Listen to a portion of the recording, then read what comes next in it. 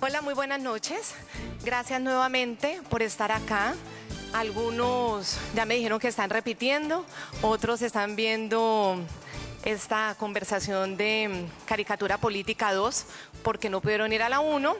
Todo se debe a que, como lo explicaba ayer, durante 12 años del Live Festival hemos convocado muchas veces, y los periodistas hemos sido convocados muchas veces, a hablar de nuestro trabajo en las diferentes versiones de los géneros periodísticos en los que nos desempeñamos, en los que nos vamos especializando. También hablar de las mismas historias, actualidad y realidades que nos toca cubrir día a día. Pero había 12 años de deuda con este género de la expresión humana tan importante, tan particular, tan interesante, tan directo, tan satírico y sobre todo que nos da risa. Así que la deuda la estamos pagando de manera completa en 2 conversatorios dedicados solo a este tema. Los organizadores del Live Festival los llamaron, todos dijeron que sí, así que tuvimos que ampliar a 2 conversaciones. Gracias a los que han decidido venir a ver esta conversación de caricatura política por primera vez y por segunda vez. La caricatura, para nosotros los periodistas, y yo creo que también para el ciudadano que se aproxima a ella, y hablo nosotros los periodistas que trabajamos en el relato de los hechos y en la opinión y editorialización de los hechos, que no somos caricaturistas, que no tenemos esa gran ventaja que tienen los caricaturistas, que es el humor. La caricatura es un espejo de la sociedad, un espejo de nosotros como ciudadanos. Cuando vemos la caricatura y no nos gusta lo que vemos ahí, seguramente es porque lo que está reflejando es una realidad que tampoco nos gusta. No es solo un reflejo, es la verdad. Cuando la caricatura quizá no nos agrede tanto en esa imagen que se nos devuelve, la mayoría de las veces crítica de una situación muy fea, es porque como nos lo dicen con humor y de buena manera, de pronto lo aceptamos, más fácil aceptamos además reflexionar sobre el hecho y cambiarlo, porque la forma también de decir las verdades es importante y el caricaturista también tiene esa ventaja. No es solamente un espejo que nos devuelve a veces lo duro, lo horrible de lo que está pasando, de lo que nos hemos vuelto, lo que somos y estamos representando como sociedad, sino que nos lo dice de buena manera y aceptamos esa reflexión. Yo creo que esa es otra de las grandes ventajas de la caricatura, por supuesto más allá de que nos hace reír y de que tiene mucho humor. Antes de comenzar a hablar con Raima y con Matador, quiero presentarles en un pequeño video quiénes son ellos. Julio César González, mejor conocido como Matador. Este colombiano lleva más de 30 años dibujando y actualmente es considerado uno de los caricaturistas más agudos y leídos del país. Cuenta con un Premio Nacional Simón Bolívar y un CPB, entre otros reconocimientos. Los principales personajes de sus caricaturas son reconocidos políticos y la realidad de Colombia es su musa. Sin duda, los dibujos que publica este pereirano a diario en el periódico El Tiempo lo han convertido en un referente para todo el que quiera comprender y reírse a la vez de lo que sucede en Colombia.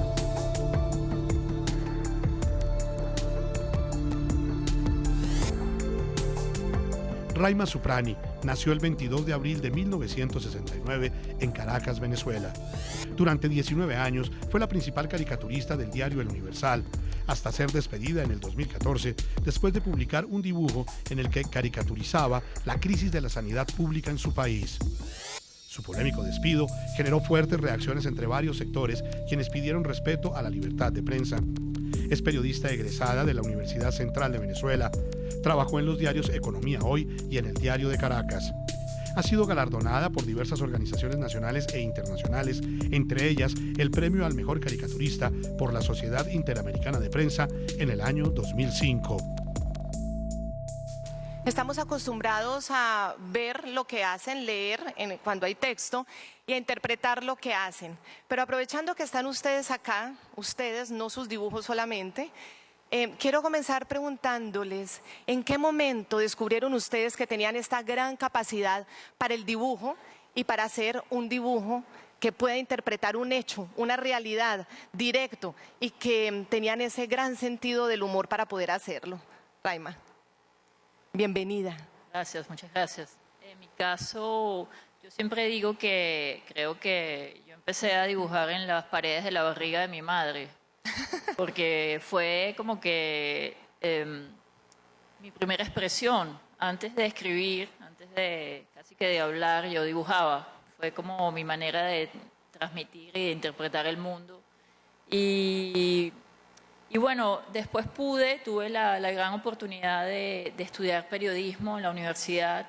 Una vez que yo dibujaba muchísimo, todo el tiempo en todo mi proceso educativo, y logré como que juntar dos vertientes importantes en mi vida, el periodismo y el dibujo.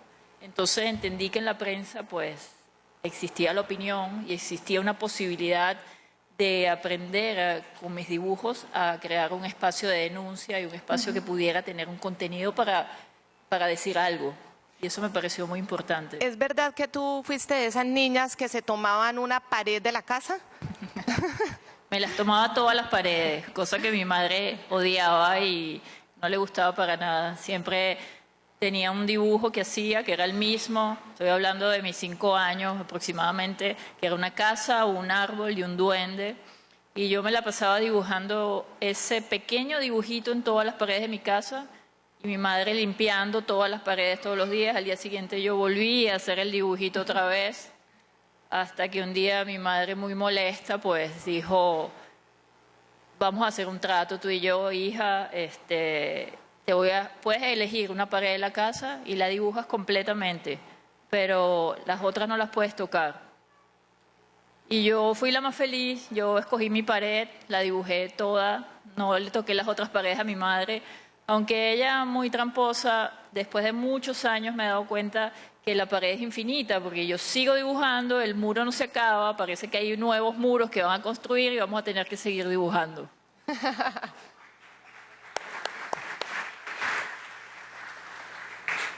Julio César, o Matador, no sé cómo quiere. Alberto.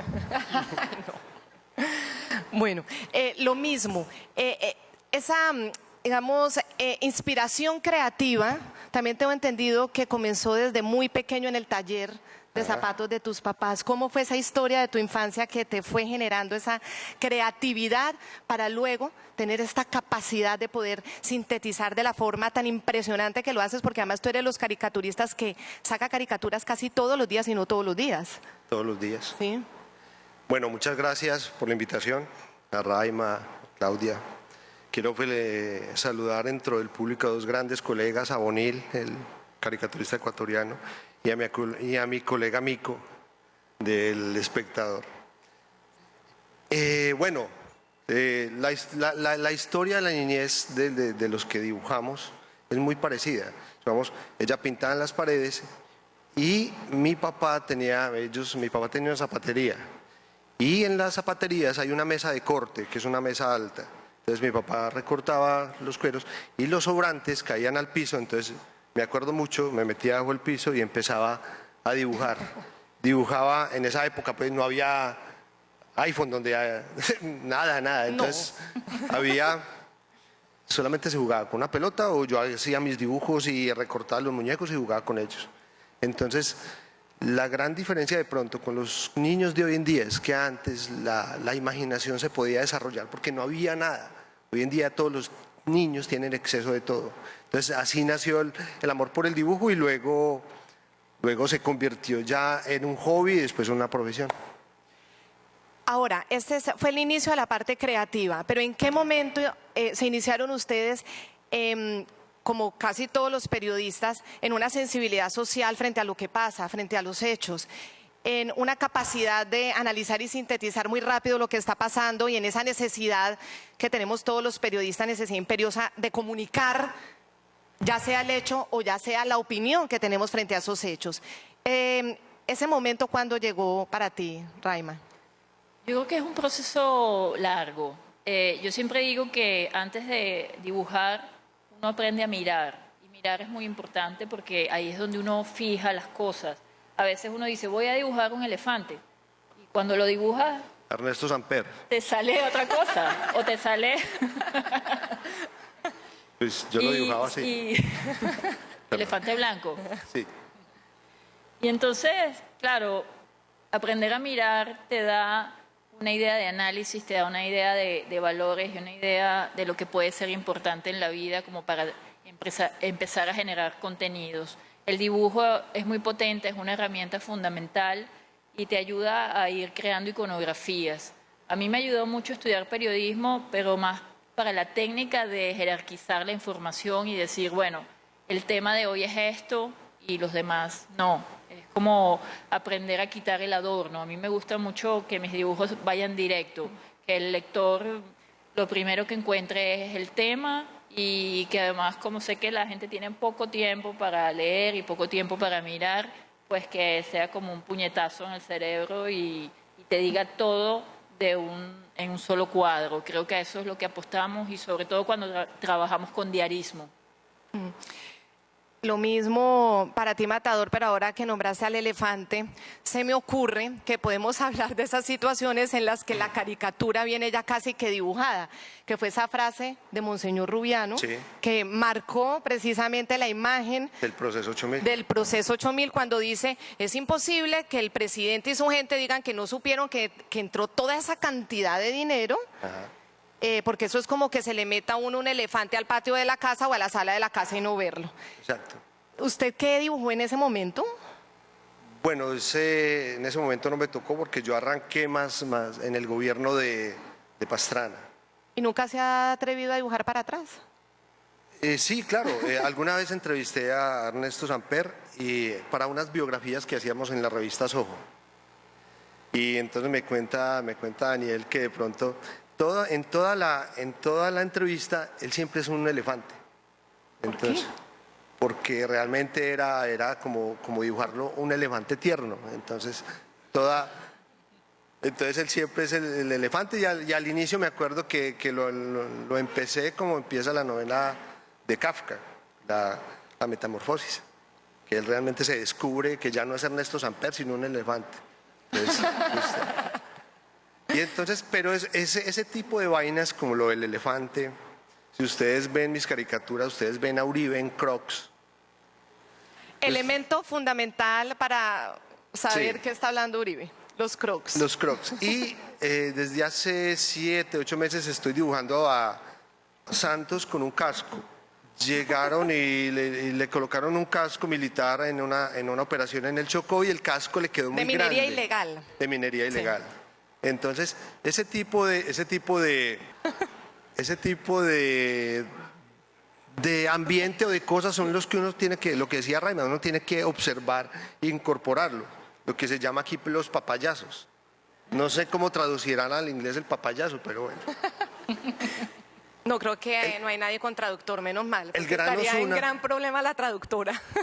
Y hay una vaina, el Gran Osuna decía que el caricaturista no se inventa nada, la caricatura la hace el personaje.